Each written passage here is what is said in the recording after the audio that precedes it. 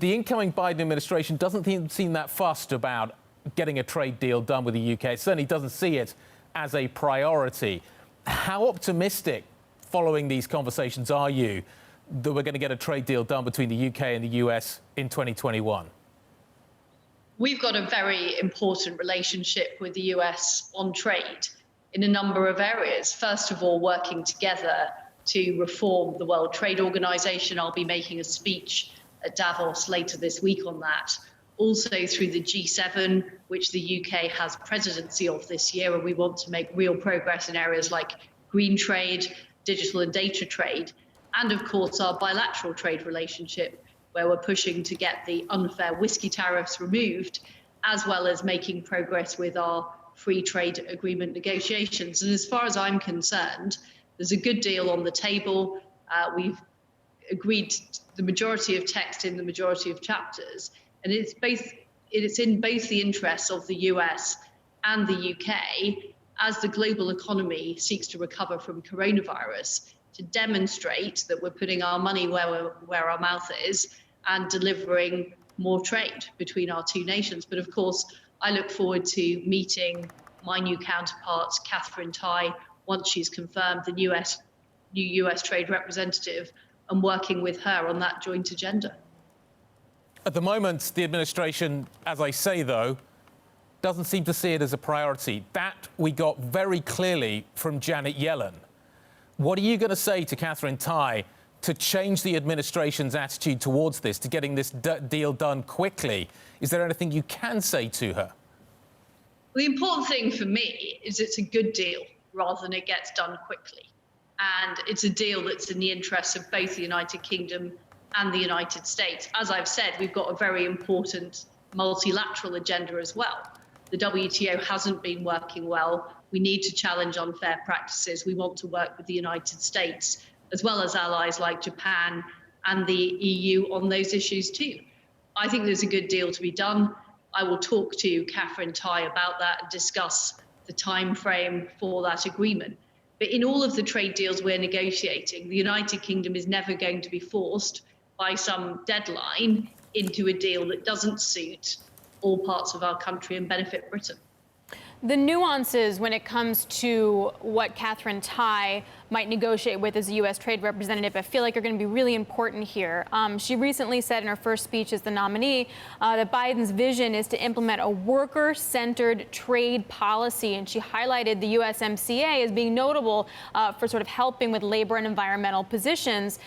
The U.S. buys things like machinery and vehicles and pharmaceuticals and mineral fuels from the U.K., and it feels like there's going to be a real push to start making those kind of things at home, which feels like that leaves you guys in a really tough spot. How do you deal with it? Well, we both have very high labour standards. The United Kingdom has very high labour standards. We're also committed to tackling climate change, and I think that will be a major area of agreement that we can agree in a trade deal with the United States. I would point out that our trade with the US is roughly in balance. The US is our largest single country trading partner. So I think there are huge benefits from a deal with the US, particularly in areas like digital and data, where we won't just get benefits for our tech industries in both countries, but we can also help set global standards and challenge those who are protectionist in technology or indeed have ulterior motives. Secretary of State, a moment ago you mentioned the whiskey industry, so let's just talk about that for a moment. At the beginning of the year, you suspended tariffs that has been imposed as a result of the Boeing-Airbus WTO disputes. We haven't seen any kind of reciprocal arrangement thus far. When do you expect that to happen? And Karen Betts of the Scots Whisky Association says you have to have a realistic position on aerospace subsidies when you go into that conversation with USTR. What is going to be your realistic position to make sure that the Scotch whisky industry doesn't suffer anymore? Well, our aim as the United Kingdom has been to de-escalate this tariff row, that's been going on about aerospace subsidies for over 16 years now. We don't think it's the interests of the US, the EU or the UK to continue with this tit-for-tat battle. And we didn't follow through on the additional subsidies that were put on Boeing, even though we do have those retaliatory rights. And the UK wasn't hit, unlike France and Germany that were hit with extra tariffs on products like brandy and table wine. So as far as I'm concerned, we've seen an escalation in that tariff dispute between the United States and the EU. The UK doesn't want to be part of that. We want to be finding a solution that de-escalates this conflict. And you're right, it has to be about aerospace, which is at the fundamental heart of this dispute. And the UK is in discussions. We're in discussions with the EU. We're in discussions with the United States to bring this to an early end, because it's not doing the aerospace industry in either the United States or the EU any favors to have this tariff dispute in place.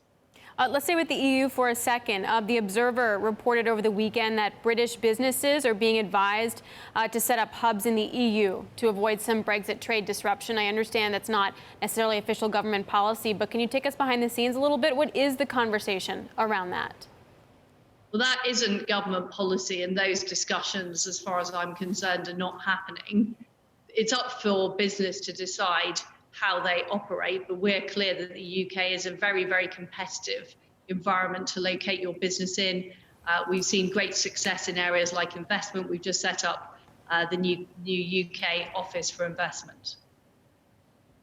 How does British business that is struggling to export to the EU, small British businesses, deal with it then? Because the Observer did report that the advice coming from your department and other departments was that they should set up separate hubs. You're saying that that's not official government policy. How should small businesses deal with this? Because at the moment, they are facing a lot of friction and they're really struggling to reach their end users. Well, the Cabinet Office have a Brexit business task force, which is there to support businesses in all the procedures they need to go through. The information's available on the gov.uk website to help get businesses ready. We're already seeing a greater flow. We're seeing the supermarkets in Northern Ireland properly stocked. So we are seeing progress. But of course, we've always said there would be processes that businesses would be required to go through. And the government is giving help through the Brexit Business Task Force and through the Trader Scheme in Northern Ireland to help those businesses. So what would you say to a British business that has listened to what has been said, is looking at the option of setting up a hub in the EU, and is wondering what the better solution is? If I rang up your department now and spoke to somebody from your department, what would they advise me? I'm really curious, because the Observer piece was quite detailed in suggesting that British businesses are being advised to do this, and I'm wondering what the alternative is. They're absolutely not. My department gives businesses information which is set out by the Cabinet Office about the way the rules work. It is for businesses to decide how to run their operations. We do not give advice on that.